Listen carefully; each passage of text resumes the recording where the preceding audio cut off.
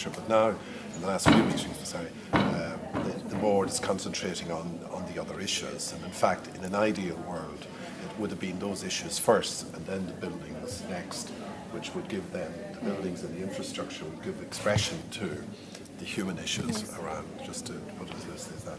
So that's certainly getting attention now. So coming directly to the issue of disability and access, I know very little about the area, which is not to excuse myself in any way, but to say that I'm not an expert by any means.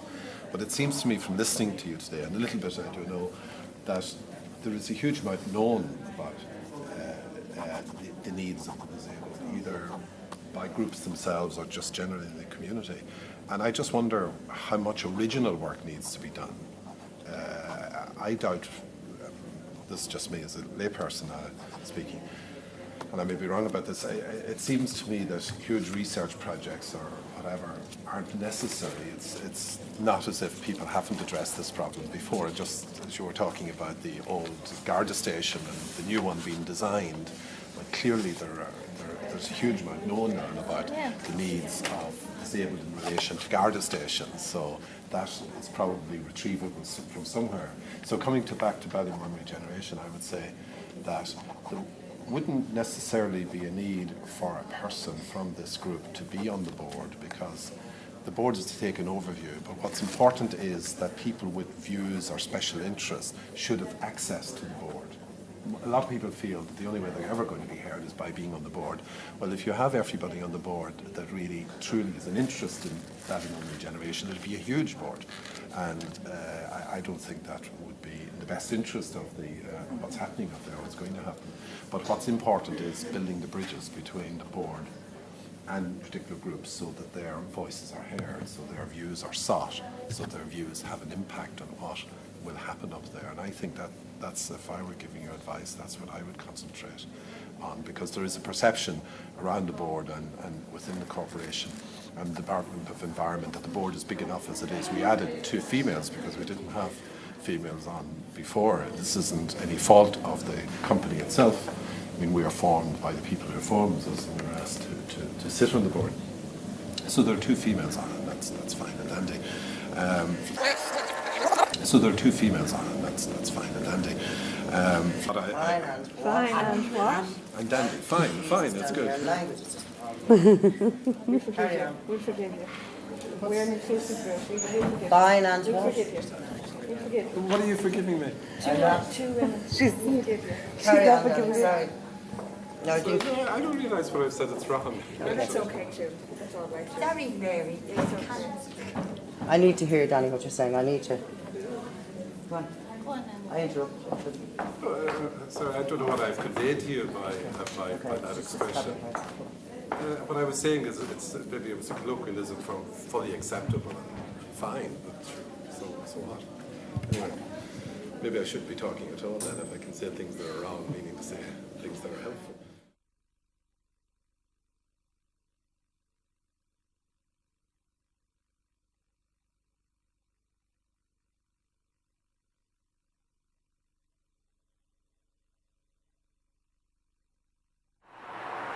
Ballymun on the north side of Dublin. A local disability interest group is keeping a track on the local bus service. They're checking to see if buses adapted for disabled access are actually running on the schedule as promised. 12:22. All these buses we have on this route and other routes are not wheelchair accessible. In fact, quite apart from wheelchair people, people with disabilities like elderly people, people with mobility problems have difficulty getting on the buses as they stand at the moment. The step on the double-decker bus is too high.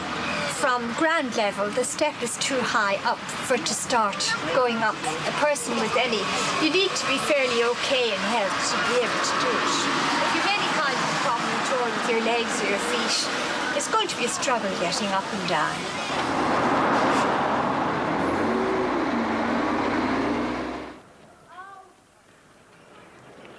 Back in Ballymun, the Disability Action Group, known as BADIG, is seeking funding to improve the facilities for people with disabilities.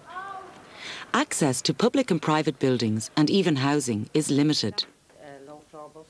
But BADIG has come up against the problem that responsibility on this issue stretches across departments. They have just received bad news from the Department of Social, Community and Family Affairs. And we were applying for the grant to develop the dig, you know, because we're a very new group and we need to develop ourselves. And so we can be in our community and we can access training and any issues that's affecting us and to change policies within our community that we don't feel is right. Dear Ms. Dodrell, thank you for your application for grants under the scheme of grants to voluntary organisations. Unfortunately, the project for which you seek funding is outside the remit of the scheme, and the Department of Social and Community and Family Affairs is unable to help in this instance. The Department of Health and Children and the health boards have responsibility for social, rehabilitative and residential services for people with disabilities. Well, I have felt strongly for many, many years that any person with disabilities is not being listened to by the department, this particular section of the government. They don't really want to know anything about disability. People who are in the Department of Social and Community Family Affairs, in Dublin Bus, in the Health Board, are not consciously aware of the fact that when they're making decisions, that they're actually making decisions about people that they don't see.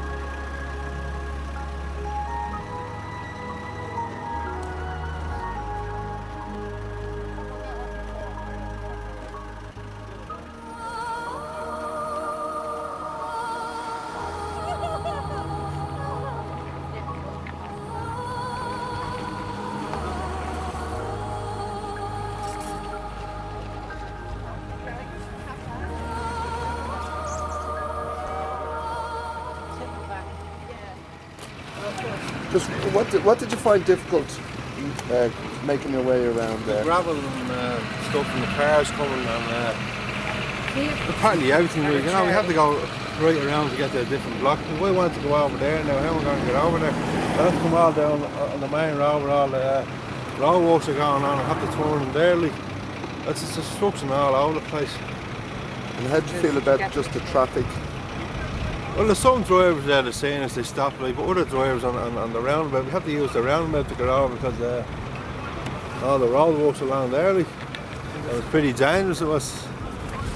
And what have they told you? How long is it going to last? 8 years, they said the building's going to last, you know. They're going to do the whole lot. This is only a small section. What happens when they do all the other blocks? It's going to be like a huge building site. And, you know, This is only the drainage. Well, I want to get to the church now. This is a point of safety that we got off the safety line from around there. But there was still no pathway, there was no addition in this pathway for it to go up. If I wanted to get to the church or to my house, which could be down there, it's impossible. It's most dangerous. So where are you living? I live in Poppintree. So if I want to get down here or to go to anything, to move around, really. I wouldn't be, that was so dangerous up there, that roundabout. No, extremely dangerous. And there was no other access way for me to come. I was to come by Coultree. I wouldn't have been able to come through the barriers there. So I had now, just coming up the step here now. We're 7 down, we're on our own now. There's no way we had to go up on the footpath. And we had to ask this gentleman here to give me a hand, like I need assistance up the step. And Diana needed assistance up the step. And I had a dispatch there now.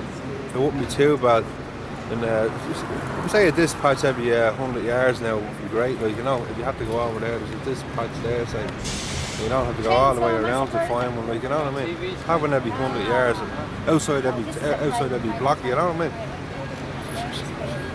should be more safety aspects to the building while they're building.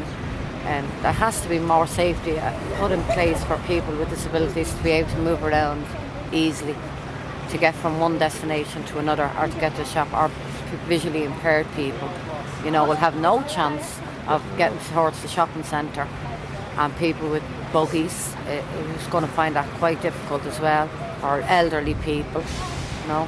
So it's a real hazard, and this is only the start, you know. We're in a safety spot at the moment, and we had no addition on the path. We had to get up with. So I don't know.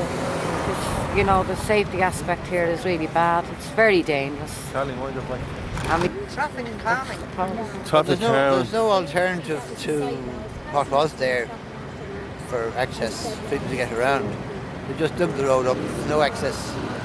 There's no alternative for people to go. There's no provision made for people to go as an alternative routes, because the whole place is all just dug up and scattered all over the place. And the reason why we're highlighting this is this is only the start in the building. What's going to happen down the road, say a year or two down the road, when half the blocks are coming down, like, it's going to be a lot worse than this, because this is only a short trip we set in Dynamite, you know what I mean? We have to look at people in prams, as Dinah says, you know, buggies and all that, like, and they're going to find it hard, like, you know. I'm not looking forward to it anyway, like, you know what I mean? We'll go back up now. We have to go back up now, and our life in your hands. my life in my hands now, like, you know, and whatever happens will happen, like, you know. I hope nothing does happen, but we'll have to go back that way.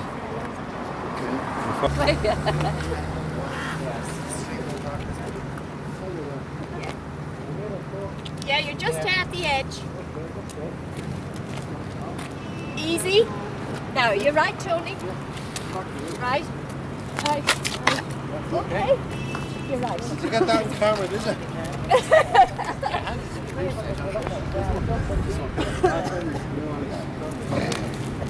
Right. Yeah, we can go around the far side of that. Over there, are we?